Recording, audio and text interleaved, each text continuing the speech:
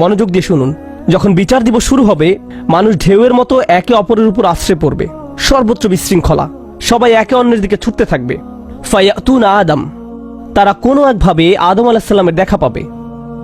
আদম আলাইহিস সালামের দেখা পাবে, তারা তার কাছে ছুটে আসবে। ফায়াকুলুনা ইশফা আলানা ইলা রব্বিক, সমগ্র মানব জাতি আদম আলাইহিস সালামের কাছে ছুটে আসবে এবং বলবে, আপনি কি দয়া করে আমাদের পক্ষ থেকে আল্লাহর সাথে কথা বলতে পারবেন?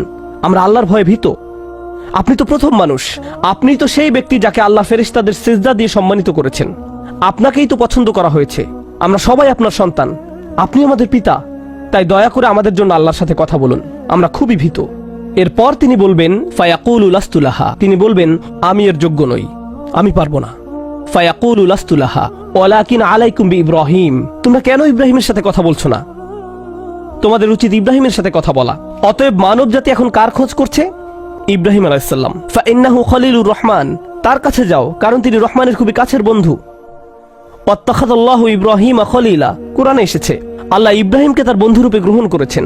তাই ইব্রাহিমের কাছে যাও, তিনি তোমাদের সাহায্য করতে পারবেন। তারা ইব্রাহিমের কাছে যাবেন। ফায়াতুনা ইব্রাহিমা ফায়াকুলু লাস্তু লাহা, তারা ইব্রাহিমের কাছে গেলে তিনি বলবেন আমি এর যোগ্য নই, আমাকে এই কাজের জন্য তৈরি করা হয়নি, আমি তোমাদের জন্য আল্লাহর সাথে কথা বলতে পারবো না। ওয়ালাকিন আলাইকুম বিমূসা, তোমরা কেন মূসা আলাইহিস সালামের কাছে যাচ্ছ না? তো মানব জাতি মূসা আলাইহিস সালামের কাছে দৌড়ে যাবে। ফাইন্নাহু কালিমুল্লাহ, তিনি আল্লাহর সাথে অনেক কথা বলতেন। ওয়া কাল্লামাল্লাহু মূসা তাকলিমা, আর আল্লাহ মূসার সাথে কথা বলেছেন সরাসরি। সুতরাং তিনি যেহেতু আল্লাহর সাথে কথা বলতে অভ্যস্ত, আজকে তো কথা বলার উত্তম সময়, তিনি তোমাদের পক্ষ থেকে আল্লাহর সাথে কথা বলবেন। ফায়াতুনা মূসা ফায়াকুলু লাস্তু লাহা, মানব জাতি দৌড়ে মূসা আলাইহিস সালামের কাছে যাবে, তিনি বলবেন আমি এর যোগ্য না, আমি পারবো না। ওয়ালাকিন আলাইকুম বিঈসা, তোমরা ঈসা আলাইহিস সালামের কাছে কেন যাচ্ছ না? ফাইন্নাহু রূহুল্লাহ ওয়া কালিমাতুহু, তিনি হলেন আল্লাহর দেওয়া রূহ এবং তিনি আল্লাহর কালিমা, আল্লাহর হুকুমে তিনি অলৌকিকভাবে জন্মগ্রহণ করেন। কুন ফায়াকুন, অতএব তিনি যেহেতু সকল রাসূলদের মাঝে বিশেষ মর্যাদার অধিকারী, তার কাছে যাও, তার সাথে কথা বলো। সকল মানুষ দৌড়ে ঈসা আলাইহিস সালামের কাছে যাবে। ফায়াকুলু লাস্তু লাহা, তিনি বলবেন আমি পারবো না, এই কাজ আমার জন্য নয়, আমাকে এই কাজের জন্য তৈরি করা হয়নি। তারপর তিনি বলবেন ওয়ালাকিন আলাইকুম বিমুহাম্মাদিন সাল্লাল্লাহু আলাইহি ওয়াসাল্লাম, মানব জাতি তোমাদেরকে মুহাম্মদ সাল্লাল্লাহু আলাইহি ওয়াসাল্লামের কাছে যেতে হবে। মানুষেরা তখন রাসূলুল্লাহ সাল্লাল্লাহু আলাইহি ওয়াসাল্লামের কাছে যাবে। এখন রাসূল সাল্লাল্লাহু আলাইহি ওয়াসাল্লাম আমাদের বলছেন ফায়াতুনি ফাআকুল, সবাই তখন আমার কাছে আসবে আর আমি তাদেরকে বলবো। এখন রাসূল সাল্লাল্লাহু আলাইহি ওয়াসাল্লাম আমাদের বলছেন আনা লাহা, আমার জন্য এই কাজ, আমি এই কাজের যোগ্য। আনা লাহা ফাআস্তাযিনু আলা রব্বি, প্রসঙ্গত আমি আপনাদেরকে আরো বলার পূর্বে বিচার দিনের একটা দৃশ্য হলো, আল্লাহ বলেন ইয়াউমা ইয়াকুমুর রূহু ওয়াল মালাইকাতু সাফফান লা ইয়াতাকাল্লামুনা ইল্লা মান আযিনা লাহুর রহমান ওয়া ক্বালা সাওয়াবা, যেদিন রূহ ও ফেরেশতাগণ সারিবদ্ধভাবে দাঁড়াবে, এমন এক সময় থাকবে যখন কেউ কথা বলতে পারবে না, এমন এক ধরনের নীরবতা, এমন নীরবতা বিরাজ করবে যার কথা মানবজাতি কোনোদিন শোনেনি, এমন ধরনের নীরবতার অস্তিত্ব কখনো কোনোদিন ছিল না।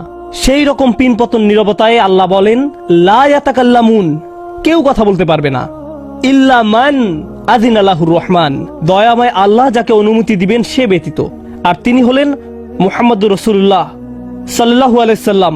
তিনি এমন সময় আল্লাহর কাছে আসবেন যখন সৃষ্টির কারো একটি শব্দ করার অনুমতি থাকবে না, সৃষ্টির কারো কোনো আওয়াজ শোনা যাবে না। তিনি আল্লাহর সামনে এসে আল্লাহর কাছে কথা বলার অনুমতি চাইবেন। ফায়ুযানু লি, তিনি বলেন আমাকে কথা বলার অনুমতি দেওয়া হবে। ওয়ায়ুলহিমুনি মাহামিদা আহমাদাহু বিহা লা ইয়াহদুরুনিল আন, সেই দিন আল্লাহ আমাকে স্পেশাল একটি দোয়ার মাধ্যমে তার প্রশংসা, তার কৃতজ্ঞতা করা শেখাবেন, যেটি বিচার দিবসে আমাকে দেওয়া হবে, যা এর পূর্বে কাউকে দেওয়া হয়নি, কোনো সৃষ্টিকে দেওয়া হয়নি। এক স্পেশাল ওয়াহি রাসূলুল্লাহ সাল্লাল্লাহু আলাইহি সাল্লামকে দেওয়া হবে বিচার দিবসে, যা কোনো সৃষ্টিকে দেওয়া হয়নি। আর তিনি সেই দিন সে স্পেশাল উপায়ে আল্লাহর প্রশংসা করবেন, লা ইয়াহদুরুনিল আন, আর সেই ওহী এখনো আমার কাছে আসেনি, সেই দোয়া এখনো আমি জানি না। ফা আহমাদাহু বিতিলকাল মাহামিদ, তারপর আমি আল্লাহর দেওয়া সেই স্পেশাল বাক্যগুলোর মাধ্যমে আল্লাহর প্রশংসা করব। ওয়া আখিরু লাহু সাজিদান, আমি সেই বাক্যগুলো উচ্চারণ করার পর আল্লাহর সমীপে সিজদায় অবনত হব। কিয়ামতের দিনের দৃশ্যপটে রাসূলুল্লাহ সাল্লাল্লাহু আলাইহি সাল্লাম এমন জায়গায় থাকবেন, এই অবস্থাকে বলা হয় মাকাম মাহমুদা, একটা স্টেশন, অথবা বলতে পারেন এমন একটা স্টেজ যা প্রশংসিত, আর মানবজাতি সেটা প্রত্যক্ষ করবে। আমরা সবাই এটা দেখতে পাবো, আমরা সবাই তখন নিশ্চুপ থাকবো, আর তিনি সিজদায় পড়ে যাবেন। তিনি যখন সিজদায় পড়ে যাবেন তখন আল্লাহ আযজা ওয়া জাল্লা তার সাথে কথা বলবেন। এতক্ষণ তিনি আল্লাহর সাথে কথা বলছিলেন, এখন আল্লাহ আযজা ওয়া জাল্লা তার সাথে কথা বলবেন। তিনি কি বলবেন? ইয়া মুহাম্মদ ইরফা রাসাকা, ও তিনি বলবেন, মুহাম্মদ তোমার মাথা উত্তোলন করো। ওয়াকুল বলো, ইউসমা আলাকা তোমার কথা শোনা হবে। শুধু যে আল্লাহ তার কথা শুনবেন তা নয়, বরং বিচার দিনে উপস্থিত সবাই তার কথা শুনতে পাবে। ইউসমা আলাক, তারপর আল্লাহ বলেন, ওয়াসাল তুতা চাও তোমাকে দেওয়া হবে, তুমি যা চাও দেওয়া হবে। কিয়ামতের দিন আল্লাহর একটি সৃষ্টি কেমন পজিশনে থাকলে আমরা সবাই যখন আল্লাহর নিকট ভিক্ষা চাচ্ছি, আতমিম লানা নূরানা ওয়াগফির লানা, হে আমাদের পালনকর্তা আমাদের নূরকে পূর্ণ করে দিন এবং আমাদেরকে ক্ষমা করুন, এই কথা বলে আমরা আল্লাহ আজ্জা ওয়া জাল্লার কাছে কাকুতি মিনতি করতে থাকব। আর এখানে আল্লাহ তার এই সৃষ্টিকে বলছেন, তুমি চাও, তুমি যা চাও আমি দিব। সাল তুতা, এই হলো আমাদের রাসূল সাল্লাল্লাহু আলাইহি সাল্লাম। তারপর আল্লাহ বলবেন, ওয়াশফা, তুমি যদি কারো পক্ষ থেকে কথা বলতে চাও, তুমি যদি কারো ব্যাপারে সুপারিশ করতে চাও, যাও সুপারিশ করো। তুষাফা, আমি তোমাকে অন্য মানুষদের পক্ষ হয়ে কথা বলার অধিকার দিলাম। তুষাফা, এই গ্যারান্টি আল্লাহ তার রাসূল সাল্লাল্লাহু আলাইহি সাল্লামকে দিয়েছেন। ফাকুলু ইয়া রব, তখন আমি বলবো ইয়া রব, উম্মতি উম্মতি, তিনি সর্বসাকুল্যে এই কথা বলবেন, এটাই তার সম্পূর্ণ বাক্য, আমার উম্মাহ আমার উম্মাহ, আমার মানুষ আমার মানুষ। কিয়ামতের দিন সবাই বলবে, নাফসি নাফসি, আমি নিজে আমি নিজে আমি নিজে। আল্লাহর নবীরা যারা মানুষকে আল্লাহর দ্বীনে আনার জন্য দিবারাত্রি পরিশ্রম করে গিয়েছেন, যেমন ইব্রাহিম আলাইহিস সালাম, যার এই দুনিয়ায় থাকাকালীন সময়ে শুধু একটাই উদ্বেগ ছিল মানুষের মুক্তি।